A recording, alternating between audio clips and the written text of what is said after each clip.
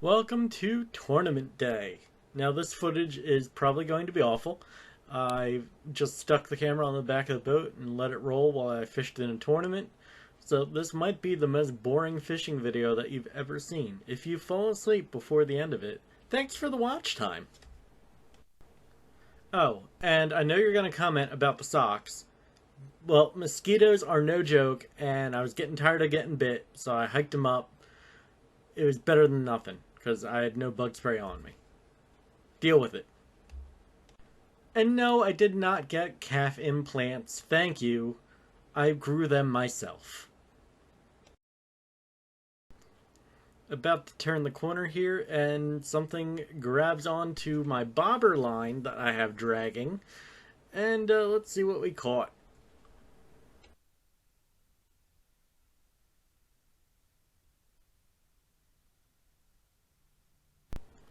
A tiny, tiny bluegill. Goodbye.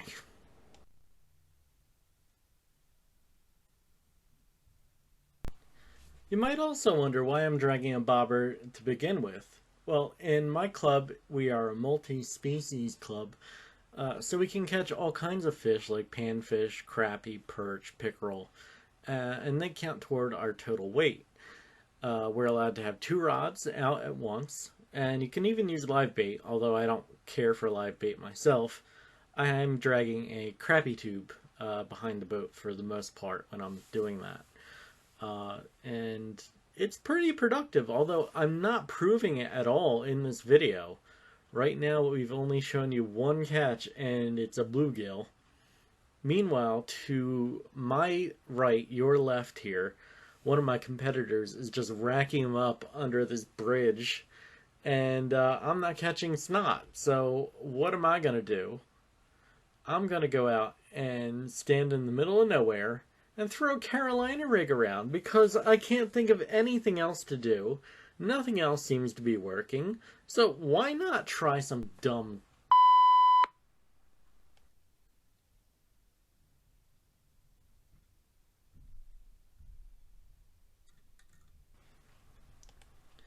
The feelings of disappointment are palpable. I'm going to look into the box, see what I got, and I pull out the Powerbait Water Bug, which is made out of a floating plastic. And I thought that this would be a fantastic Carolina rig bait. The problem with it is that it needs a really, really light hook in order to float. I was able to find some under a BFS website, Bait Finesse Empire, and I tried that on this Carolina rig because I thought that maybe a floating bait moving along, looking helpless along the bottom would be the ticket. What was I thinking? This ain't gonna work. You know this ain't gonna work. Watching this video back, it amazes me how many times you actually fail in fishing when it comes to making a cast and not having the result of success on the end of the line. Success being catching a fish. The impossibility of catching a fish is actually astronomical. All the things that need to go right. The fish needs to be there, needs to be hungry, needs to want to eat your bait, needs to eat the bait that you have presented to it, and then get hooked, and then have your line, your hook, your reel, rod, all of that work in unison, and the fish not fight and get free. So catching a fish is actually a pretty impossible feat when you think about it. So any success at all that we have on the water should be celebrated, whether it be a big fish or a little fish, any fish at all, really. Now I'm going to toss the crappie tube under this bridge, and finally I have some semblance of success. In fact, it's a larger than average sized crappie, and I'm going to put it in the box. First keeper of the day.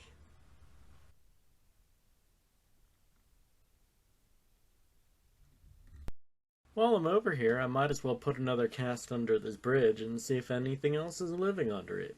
I mean, usually crappie will school up in bunches, and they're all typically going to be doing around about the same type of thing. If they're on cover, they're going to be next to cover. If they're suspended, the rest of the school is going to be suspended too. You can kind of gauge crappie as a herd rather than as individuals. It's not like you're going to find a lot of individual crappie here and there on a usual day. To weigh in a crappie, they have to be 8 inches or better.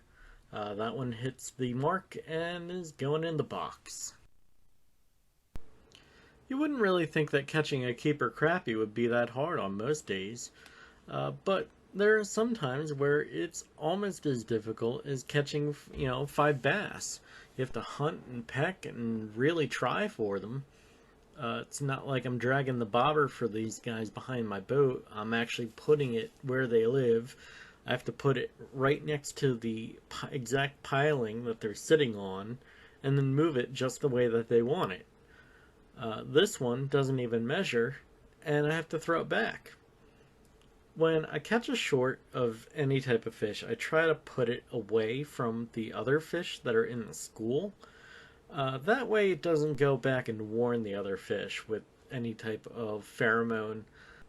It's actually been very well documented in various bait fish, even carp, where they will give off a scent or a pheromone into the water to warn the others of danger nearby.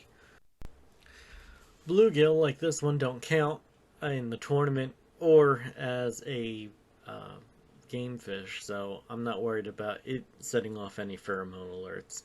In fact, I probably want him to send out some panic messages so that way it fires up the other fish.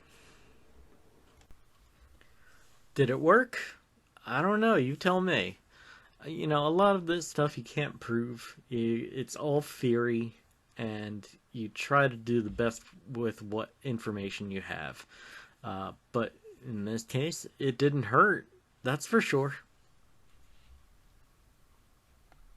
In the box. So at this point, you've seen me catch 3 crappie and 2 bluegill. Only 3 of my keepers are in the box right now. And I'm going to make a bet on myself that I can catch other fish in other places of the lake.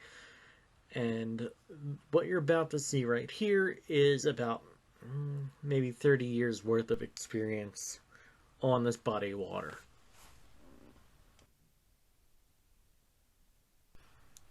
There's a very specific piece of cover, and I'm going to throw my bait directly at it and see if there's a fish there.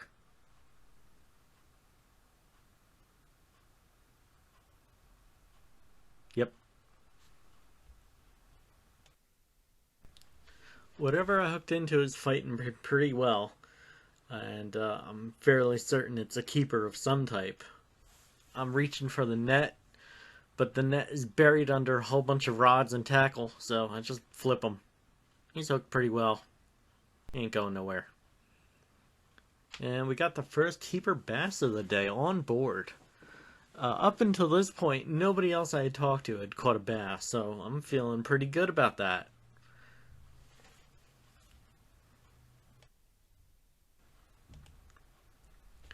Now, little did I know that down the other end of the lake, there was a massive grass bed growing, and that's where most of the fish were on this day. The winner of the tournament was throwing a frog over that grass bed and catching fish left and right. Meanwhile, I went down this end of the lake where there was no grass at all and was struggling. I was trying to figure out why the fish weren't biting. Everything should have been lined up for me, but I was just in the wrong end of the lake. In the end, it was a decision that I made whether to go right or to go left at the beginning of the day. I went right, when I should have gone left, and it would have been a much different day for me. But this is tournament fishing. This is the reality of it, and it's not always going to be the best day. But you can go out there and give it your best and do the best with what you know. And that's what I put out there. Like I always say, you only need one cast to land a fish.